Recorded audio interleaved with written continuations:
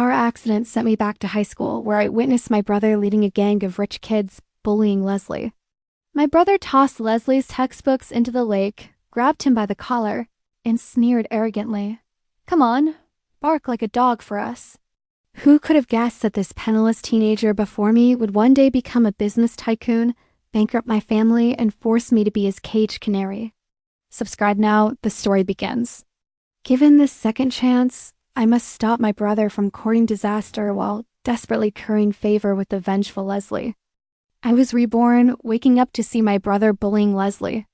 My brother Patrick, a spoiled rich kid, bullied others with impunity, hardly a good person. Patrick tossed Leslie's textbooks into the lake, grabbed his collar, and demanded he bark like a dog. The surrounding students erupted in shrill laughter while Leslie endured in silence. Until Patrick sneered, "Leslie, I hear your mom was some trash-picking fool, abused by some man who made you. You filthy bastard, being near you makes me feel cheap." Suddenly, Leslie transformed into a rabid dog, his eyes bulging with fury. He punched my brother square in the face. My brother had trained relentlessly in combat and never lost a fight. Yet Leslie caught him completely off guard. Leslie fought with no technique, relying solely on sheer brutality. When he went berserk, he fought like a madman. My brother's crew was too terrified to intervene, and he quickly found himself at a disadvantage. Having just reincarnated, I was still processing the scene before me when I snapped out of it and rushed forward, grabbing Leslie's arm. "Stop fighting." In my memories, Leslie worked out constantly, his arms more muscular than a teenager's. Every time he came to the villa to see me, sleep became impossible. Crying and begging for mercy only made him more brutal. Those memories were etched deep into my bones. As our eyes met, fear instinctively gripped me. Leslie's body visibly stiffened. Though the ferocity hadn't left his face, he finally stopped. His gaze shifted to my arm, and his blue eyes flickered. Several scars ran across my pale arm, the marks my father had left with his belt. Why was I beaten? I remembered. Because Leslie had taken first place, and I had fallen to second. My father had punished me. My father, Derek, was a devotee of elite education. He demanded strict perfection from my brother and me. He wouldn't tolerate me losing to some poor kid. Because of this, my brother grew to hate Leslie and led the bullying against him.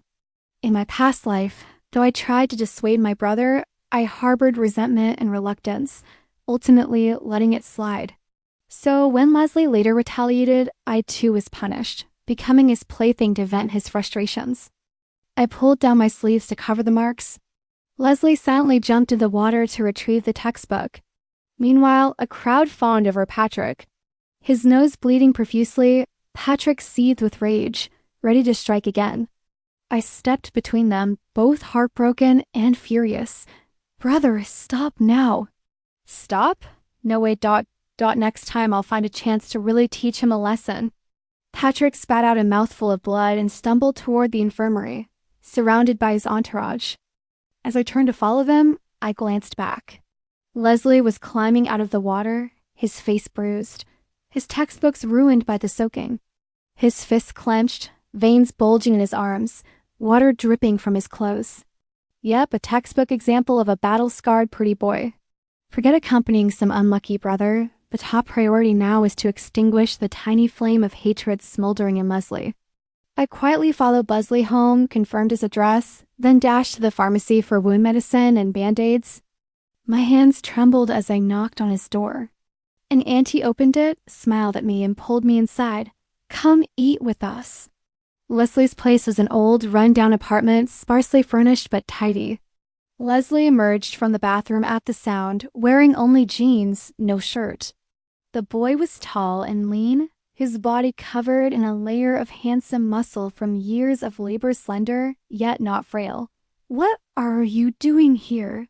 "Well, this is for you." I pointed at his face. "You need to treat that wound." "No need." "You're not welcome here." Leslie grabbed the back of my collar and yanked me toward the door. The auntie grabbed my arm, insisting stubbornly, "Stay for dinner." My arm hurt from her grip, and Leslie immediately let go, looking irritated. "My mom." If you don't mind, stay for dinner. Otherwise, she make a fuss for ages. I happily agreed. Auntie went to the kitchen to serve the food. Leslie got dressed, and the three of us sat down to eat. The food wasn't great, some dishes were burnt, and everything was a bit too salty. I'd grown up surrounded by fine food and luxury. Even after our family went bankrupt and I was forced to follow Leslie, he never let me go without. This awful food was genuinely hard for me to swallow. Leslie, however, ate with relish. His aunt ruffled his hair, her innocent face brimming with affection. "Happy birthday, my dear son Leslie. Grow up to be a good boy." The chill in Leslie's eyes melted away as he looked at his mother, his gaze softening. I watched him and couldn't help but smile. "If you don't like it, give it to me. No need to force yourself. My mom's mind isn't what it used to be. She's not the best cook. I can eat it." I managed half a bowl before quietly pushing my plate toward him. He took it all and finished it in 2 or 3 bites. Leslie seemed quite easygoing at that moment, so I seized the chance. My brother was way out of line today. I apologized on his behalf.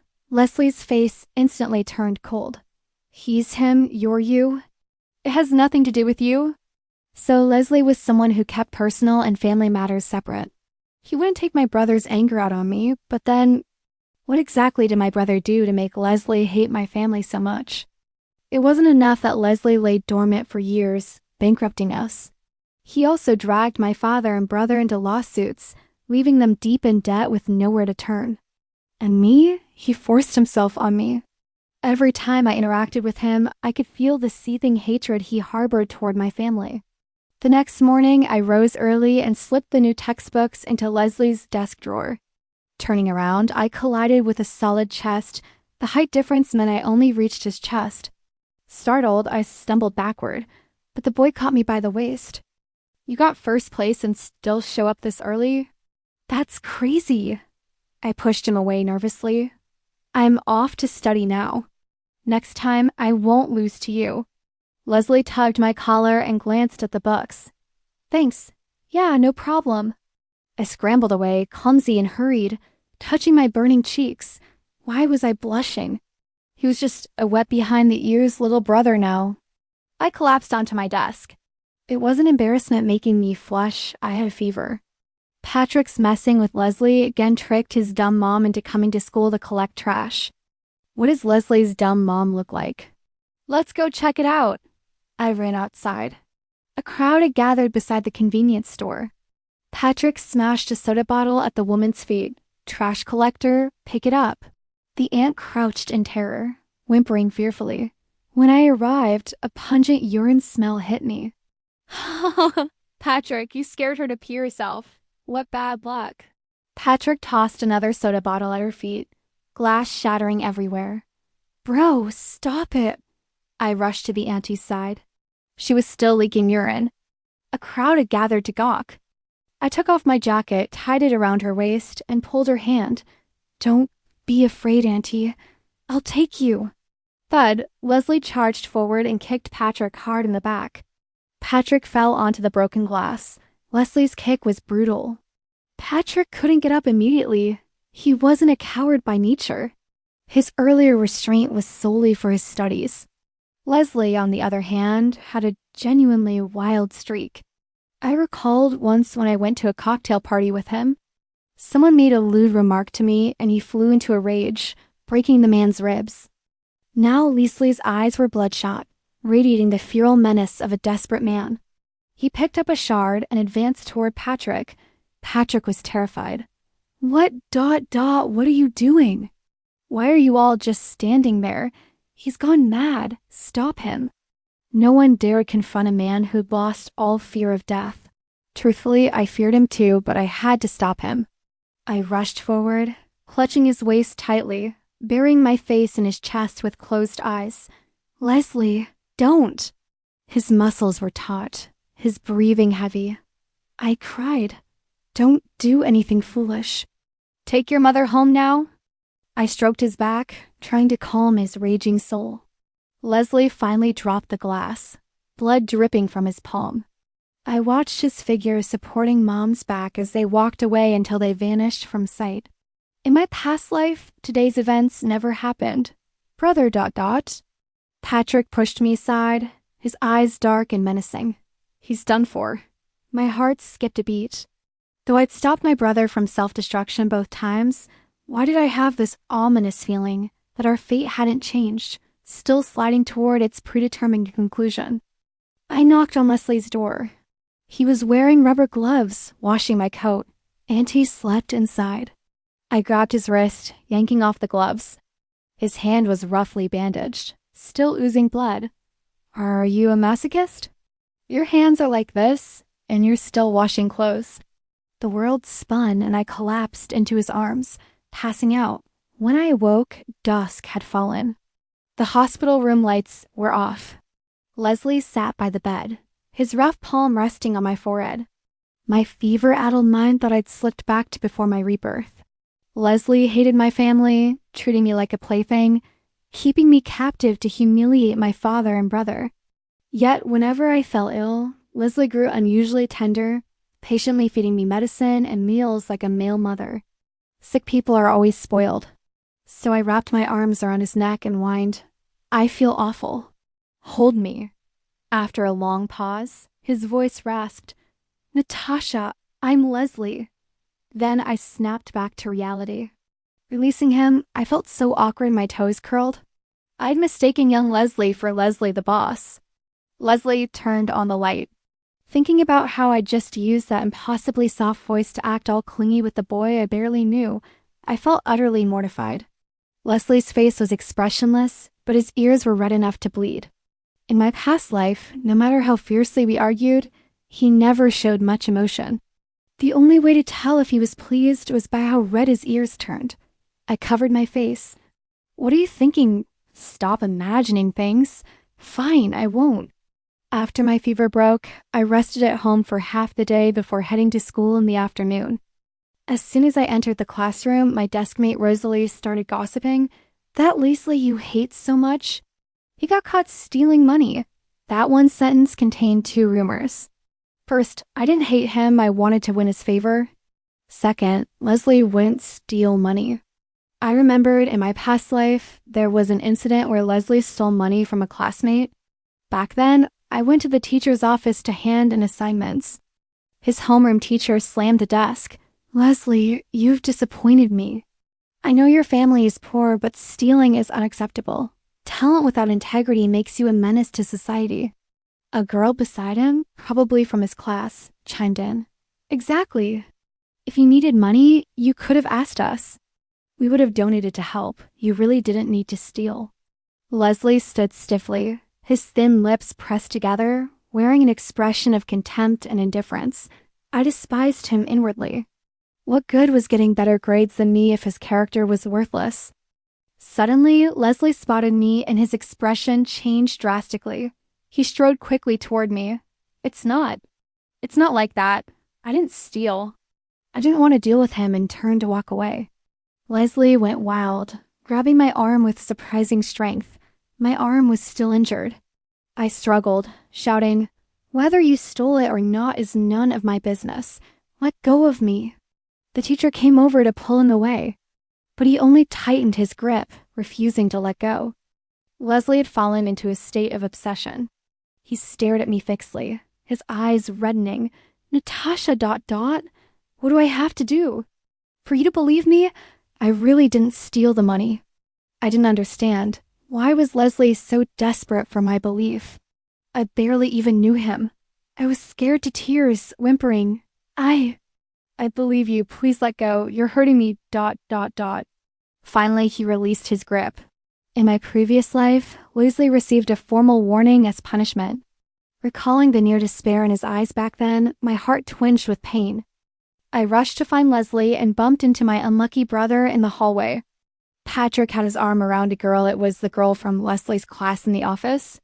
"Natasha, this is my new girlfriend." Once Patrick left, I smiled at the girl. "Come on, spill it. How did you help my brother set Leslie up?" Eager to curry favor, she smugly replied, "I planted the money in his locker, then pretended mine was missing." We searched every locker one by one and caught him red-handed. Sure enough, Leslie had been framed by my brother. I pulled out my phone and waved it at her. I recorded everything just now. You have 10 minutes to confess to the teacher. Otherwise, I'll take this recording to the radio station and play it on loop.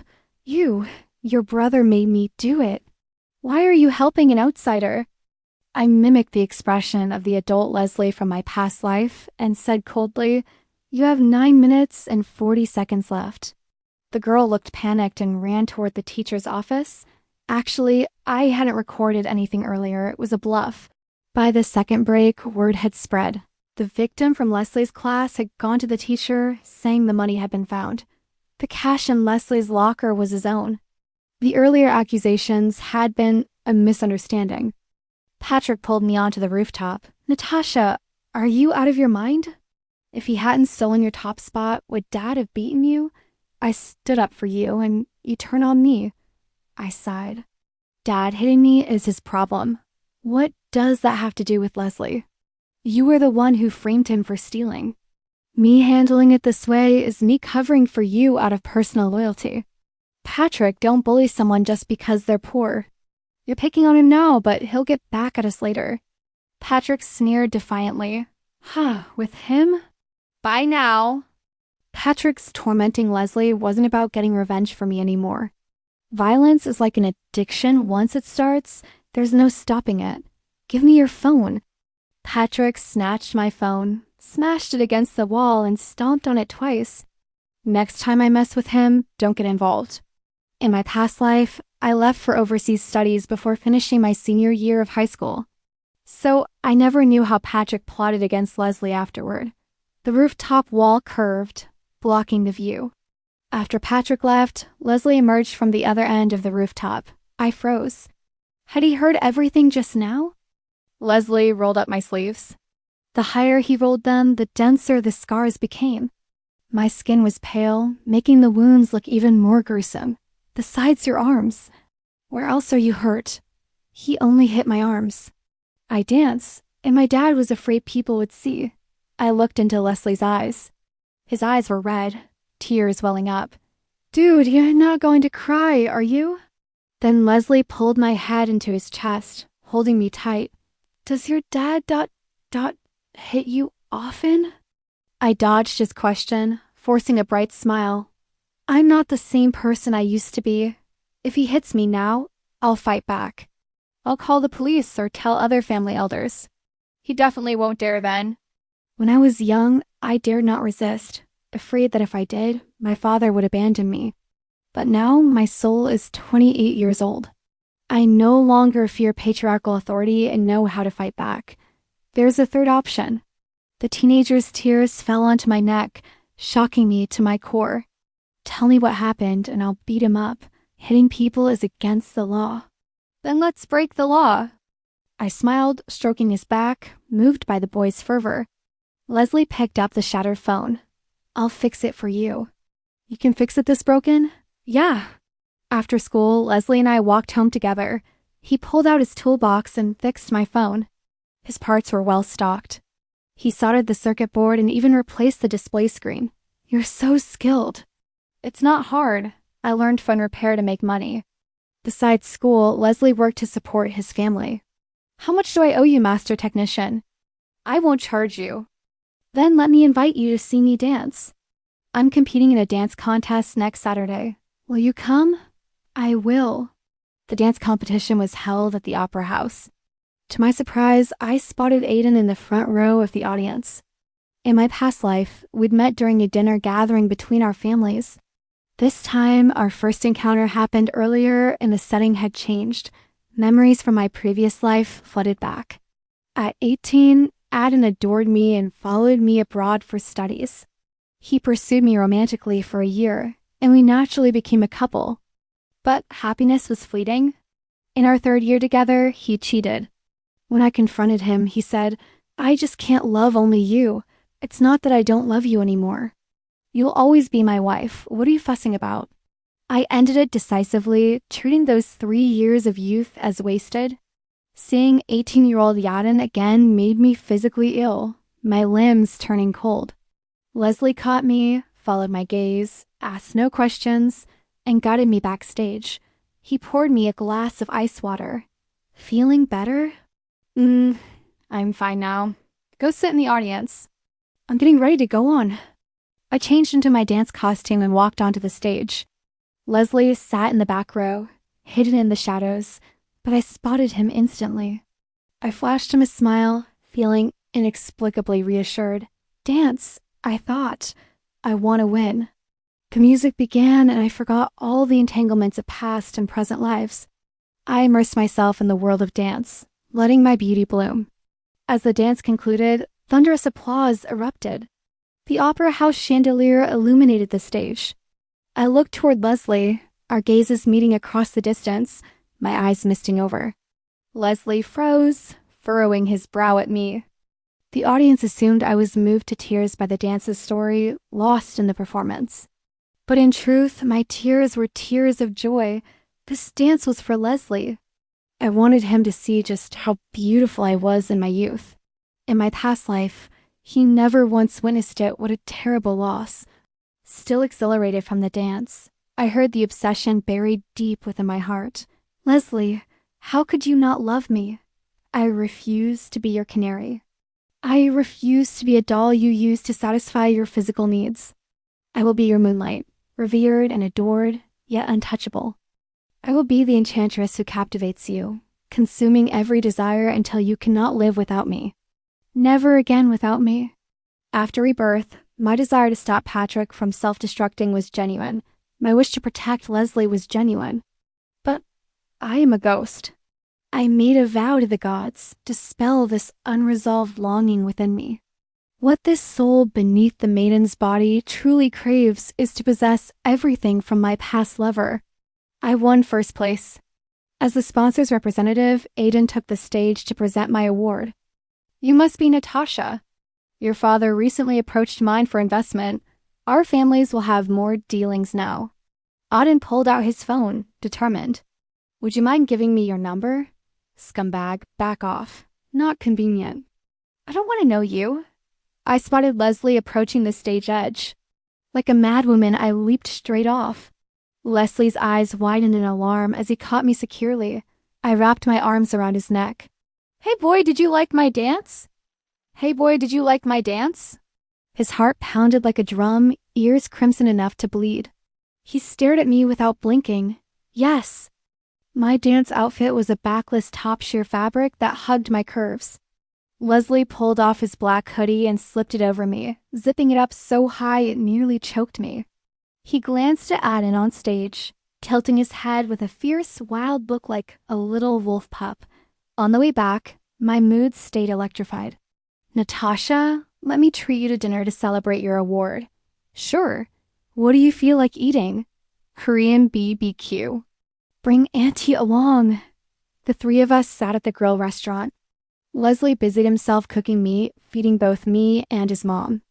Beneath the table, my knee bumped against his. Leslie's ears grew redder and redder as he gazed at me thoughtfully.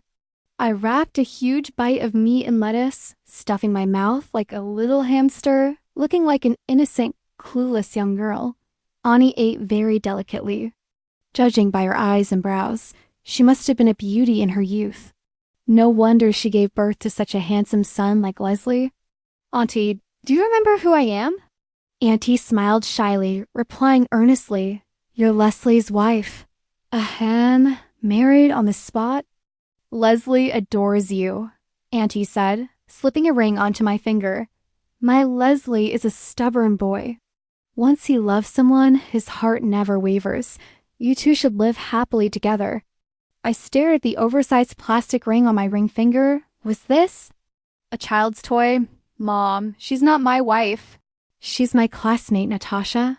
Leslie glanced at me and cleared his throat. Don't mind her. Mom's just speaking her mind. I took a tactical sip of water. Auntie is adorable. Suddenly, I remembered Auntie had passed away young and reminded him, as people age, their health can decline. You should take Auntie for regular checkups. Leslie took it to heart and nodded in agreement. My unfortunate brother and I are fraternal twins, celebrating our birthdays together every year. Patrick threw a birthday party and invited a bunch of friends over. I wore a pretty dress and applied light makeup. Walking into the private room, I saw Aden. Patrick slung his arm around Aden's shoulder. Natasha, Aden planned this birthday party for you. Do you like it? The room was filled with roses, decorated in a dreamy, romantic style. Aden walked up to me holding an exquisite jewelry box. Happy birthday, Natasha. This is your gift. Open it. If I'd known he'd be here, I wouldn't have come. Bad luck. Everyone cheered and clapped, the atmosphere thick with tension. I was about to grab the fruit wine from the table and splash it on him. Just then, Leslie walked in carrying a fruit platter. Turns out Leslie worked here. Patrick had deliberately chosen this place for the party, recklessly testing the limits of his own stupidity. Hey, isn't this Leslie, the straightest student? Working as a waiter here? The rich kids around us burst into mocking laughter, acting like superior bystanders. How much can you earn waiting tables in a day? Patrick pulled out a stack of $100 bills and tossed them at Leslie. It's my birthday tonight. If you make me happy, all this money is yours. My fists clenched and I laughed bitterly through my rage. No way. I'm perfectly satisfied with him. Tonight, he's mine. Amidst the stunned expressions, I grabbed Leslie's hand and stormed out into the lobby. My brother's got a brainstem defect. Don't take it personally. I patted his shoulder. The guy looked sharp in his suit, broad shoulders, narrow waist, long legs. He had that suave, debauched vibe of a former business tycoon from my past life. All right, go handle your business. I'm leaving. Leslie grabbed my wrist, yanked off his booty, and bent down to smile at me. That smile was stunning, devilishly handsome, like a male model. Natasha, tonight I'm yours. He's serious. I expected Leslie to pull some stunt, but instead he took me grocery shopping and cooked dinner for me at home. Why do you look so disappointed? This table full of premium ingredients cost him $1,000. Even by prices a decade later, spending $1,000 on a single meal was extravagant. I picked up a piece of lobster meat for Auntie. I just think you're selling yourself short in that outfit. I like it. After dinner, Leslie brought out a cake and carefully placed candles on it. Auntie clapped like a child, beaming, "Happy birthday, daughter-in-law. May you bear children soon." Leslie quickly covered Auntie's mouth. Make a wish. Bear children soon. Auntie, you never disappoint. I closed my eyes to make a wish. He said, "Happy 18th birthday, Natasha." My wish, that Leslie would celebrate Natasha's birthday with her every year from now on. The next day, I heard our school was hosting a friendly football match against another high school. Leslie was playing, so I signed up for cheerleading. Rosalie organized the squad. She designed our uniforms, super short skirts paired with tight, short-sleeved tops. When we boarded the bus, the players went wild. Seeing the seat next to Leslie empty, I sat beside him. Leslie wore headphones, leaning back with his eyes closed, resting. His jawline was smooth, his Adam's apple prominent. In his jersey, the muscles in his arms were lean and defined, radiating a youthful, boyish sex appeal. I tapped his hand lightly. "Can I borrow one of your earbuds?" Leslie opened his eyes and looked me over, his gaze lingering briefly on my chest before quickly shifting away. He took off his headphones and handed them to me. I leaned close to his ear and teased. "Today's the hot chick look. Do you like it?" Leslie closed his eyes, ignoring me, but his ears turned red. The familiar jazz tune his tastes hadn't changed in years. Amid the lazy vocals, memories flooded back. In the villa of a past life, a man held me close, kissing me fiercely. "How are you feeling today?" Leslie touched the back of my neck. "Not bad." Then ... can I ask you for a favor?" "Go ahead." My brother got screwed by a friend and owes $3 million in high-interest debt. My dad got so angry over it, he fell ill. Could you ... help my brother? Leslie instantly grew cold, releasing me as he rose to dress. Seeing him leave, I scrambled barefoot to my feet. "My brother bullied you. He was wrong. You've already taken your revenge. Can't you spare him a chance to live?" Leslie scooped me up, sighing wearily. "Natasha, For you, I've already given them a way out. He kissed away my tears. Don't cry. It's only 3 million. This won't happen again. I was happy. For once, I'd taken the initiative. But when I woke in the middle of the night, Leslie wasn't beside me. I went downstairs in my nightgown. Leslie sat drinking in the living room. The vast space only made his loneliness more palpable. His face held hatred and pain. He gripped the wine glass so tightly the veins in his hand bulged. With a sharp crack, the glass shattered, his hand dripping blood. Unfazed, as if he'd found an outlet for his pain, he picked up a shard and sliced his arm. So helping my brother had caused him this agony. I covered my mouth, hiding behind the stair railing, tears streaming down my face. Do you get motion sickness? I snapped back to reality, meeting the boy's concerned gaze. My face must have been deathly pale. Leslie unscrewed a bottle of mineral water and handed it to me. If you're really feeling sick, lean on my shoulder. I rested my head against his shoulder, and the knot in my heart quickly dissolved. The high school we were competing against was an elite institution, boasting state-of-the-art football facilities. The stadium was packed with students, and as the host team, they enjoyed a significant home field advantage. Aden, the opposing football team captain and school heartthrob, had the entire female crowd chanting his name. Spotting me, he ran over. Natasha, you look stunning today. Don't call me Natasha. We're not that close. Yadin grabbed my arm. Did you misunderstand something about me? Leslie pried Yadin's hand off me and said coldly, Don't touch girls like that. She said you're not close. Yadin walked away, his face ashen. Before the game started, the cheerleaders took the field to perform their routine. Who's that lead dancer? She's absolutely stunning. That's Natasha, their school's queen bee. She's so adorable. Oh my gosh, she looked at me. Natasha, baby, your big bro loves you. After finishing my routine, I stepped off the field as Leslie's team took the stage. As we passed each other, I said to Leslie, Good luck. Rosalie exclaimed excitedly. Everyone was mesmerized by you during the dance. Did you see how green with envy their cheerleaders looked? I glanced over at the opposing cheerleaders. Sure enough, those girls were glaring at me with venomous eyes. I didn't let it bother me and focused on watching Leslie play. Holy crap, is Leslie this good? His style is so aggressive, Aden can't even touch the ball. His stamina is incredible. I just realized today how handsome Leslie is. Hearing others praise Leslie, I felt a surge of pride. He truly is exceptional. The game ended and we won. Leslie became the top scorer of the entire game. His teammates swarmed around him, treating him like a hero. The boy I love should shine this brightly. I wanted to rush over, hold him tight, and kiss him fiercely. We ran out of water, so Rosalie called me to buy more. At the snack shop, we were cornered by girls from the Garland High Cheer squad. Natasha, you're feeling pretty cocky today, huh? I shielded Rosalie behind me. Good dogs don't block the path. Move. They pinned me to the ground, and the leader poured milk over my face. Look at you, you slut. You even seduced Captain Aden. I froze, thinking of Leslie. So this was what bullying felt like. Shame, rage, helplessness. One girl raised her hand to slap me. A long, slender hand seized her wrist. Leslie's eyes flashed red with restraint. He flung her away.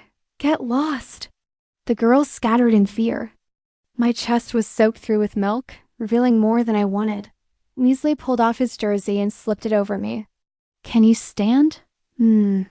Leslie helped me up, gritting his teeth and cursing under his breath.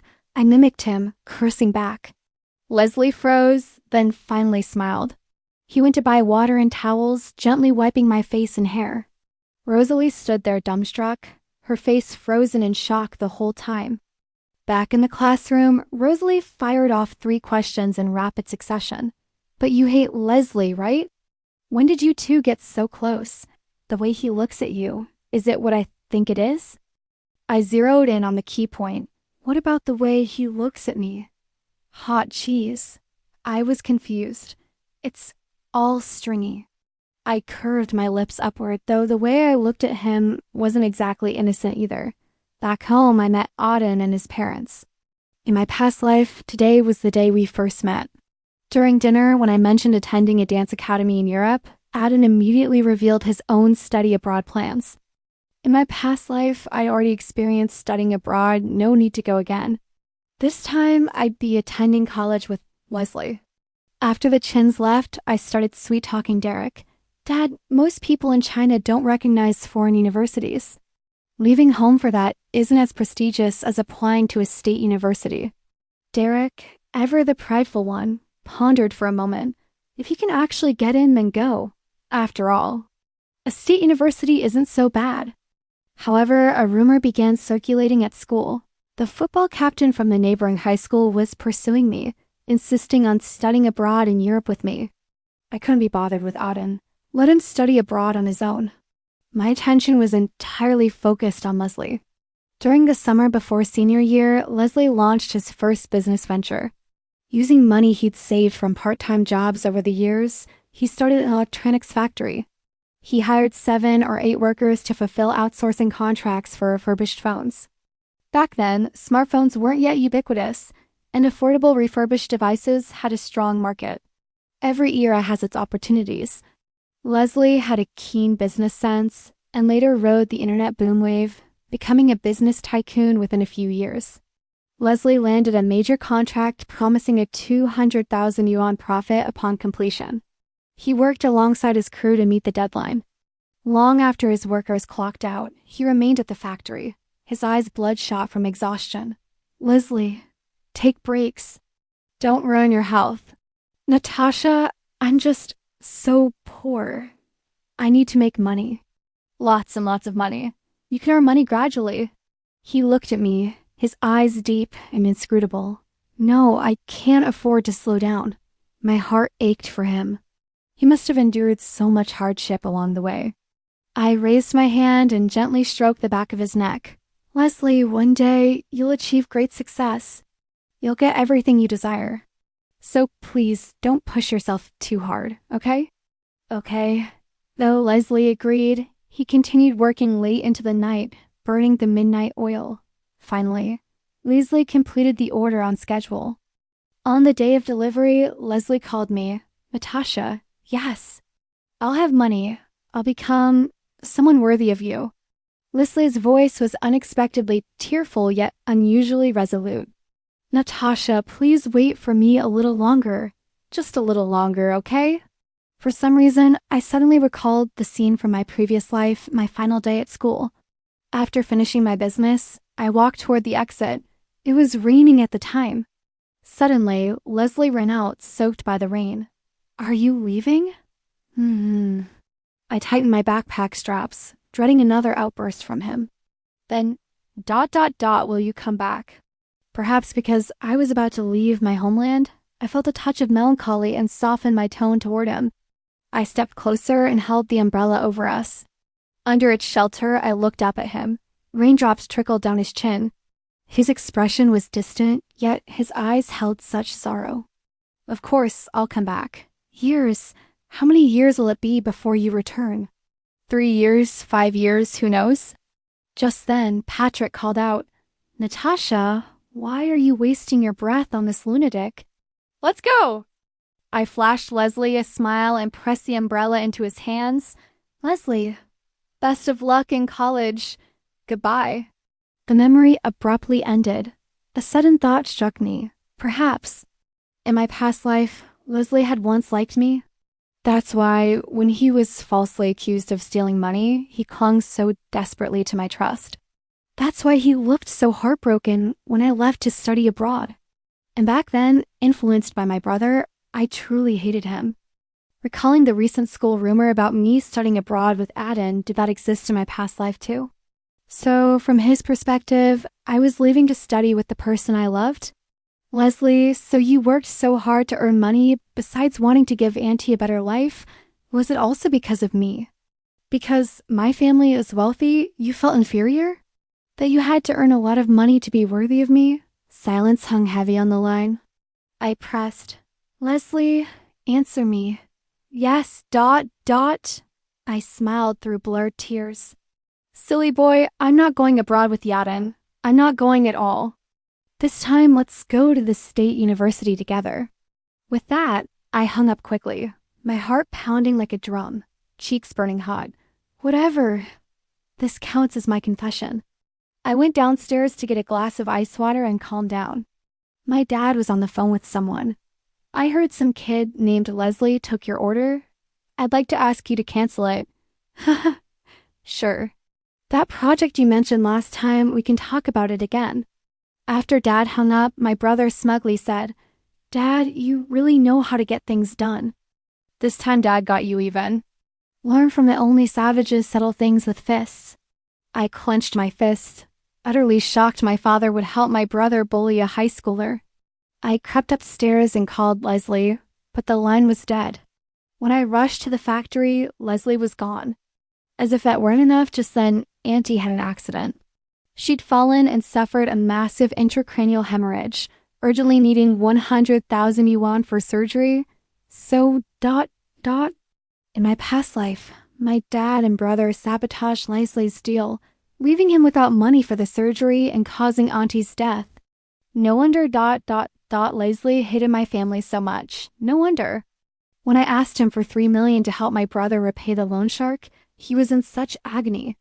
Back then, it was my father and brother who made him unable to come up with even 100,000 yuan, forcing him to watch helplessly as my mother wasted away in her sickbed. This time is different. This time, he has me. I will turn the outcome around and change everything. I rushed to the hospital the worker mentioned and found Leslie at the payment counter, calling his business partner. Mr. Gate, my goods passed all inspections. Why are you breaking the contract? The other party could get greater benefits from my father, so his words must have been harsh. Leslie frowned, willing to kneel before anyone at that moment. Fine. Just give me 100,000 yuan, and you can take all this cargo. Despite his concession, Mr. Chun hung up. My mother passed away when I was very young. She left me an inheritance to be freely used once I turned 18. I paid my aunt's surgery fees. Leslie watched me hand over the money, saying nothing. Outside the operating room, Leslie stood, his face worn with exhaustion. Natasha, thank you. This money. I'll repay it as soon as I can. I held him tightly, stroking his back. Leslie, don't be afraid. Auntie will be fine. Leslie froze, then pulled me close, burying his face in the crook of my neck. He was trembling. He was truly terrified that Mom might die. In my past life, facing all this alone, how utterly hopeless he must have felt. 7 hours later, the surgery ended. The doctor announced, the operation was successful. The patient is out of danger. A heavy weight lifted from my heart. This time around, there was no blood feud between us. He could finally love me properly. Years passed and I became Leslie's wife. After Auntie recovered, I told Leslie everything my father and brother had done. Through his own efforts, Leslie visited countless companies and finally sold that shipment. I was utterly disillusioned with my father and brother and chose to live on campus. When the acceptance letters arrived, Leslie and I both got into the state university. Following the path of his past life, Leslie built his fortune and became a business tycoon. We became the envy of our classmates, progressing from school uniforms to wedding gowns. Rosalie teased me while playing with my twin sons. Natasha, how did you get pregnant again? Are you some kind of Leslie magnet? Actually, he was afraid of my pain and didn't want a second child. But I really wanted a daughter, so I used a little trick. Rosalie gave me a thumbs up. Who'd believe it? The sweet, innocent high school queen turned out so wild after marriage. Well, living 2 lifetimes wasn't for nothing. Stay over tonight. We'll sleep together. Rosalie crossed her arms firmly. No way, last time I stayed over, Leslie gave me the death stare. He clearly wanted to assassinate me. I chuckled. Leslie could be a bit clingy.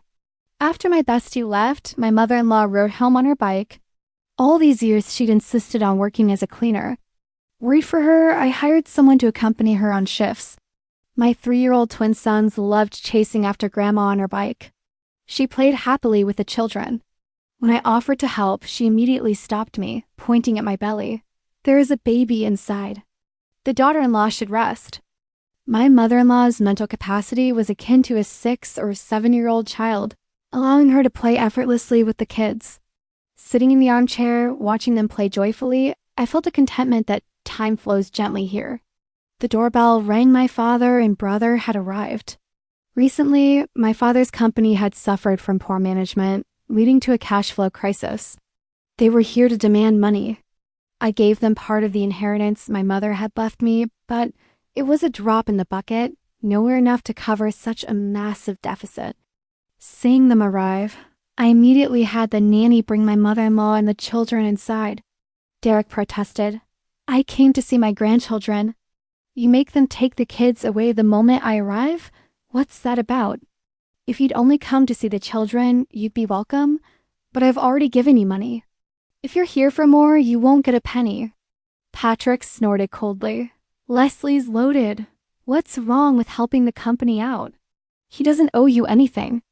Back then, you sabotaged his contract, leaving him unable to pay for his surgery. You nearly killed his mother. What gives you the right to ask him for help? He'd already lost one mother. Seeing my emotional state, my father and brother feared I'd harm myself from anger and left. Filled with rage, frustration, and sorrow, I silently shed tears. Natasha, why are you crying? Leslie returned, crouching before me to wipe my tears. Did baby upset you? I pouted and wrapped my arms around his neck. No, it's just... I suddenly missed you so much. Leslie sighed deeply and said earnestly, Then I'll take paternity leave. I don't want to work another day at this job. I burst into laughter through my tears. Leslie was so sharp nothing escaped his notice. That night, my brother texted me, Natasha, Leslie said this time he'd help us, but it's the last time. Natasha, I know I was wrong back then. Everyone said Leslie was tough as nails, with an even harder heart. But when I cried, he'd always soften. Leslie brought me hot milk from downstairs, watching me finish it with such tender care. He really was like a male mom. Honey, when did you start liking me? At the freshman orientation ceremony, you took the stage as the new student representative to deliver a speech. Honey, it was love at first sight for me. It turns out that in both lifetimes, the one you loved was me.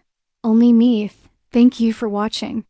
More dramatic love stories coming. Subscribe if you're into this kind of mess. Tell us what kind of story you would like to watch.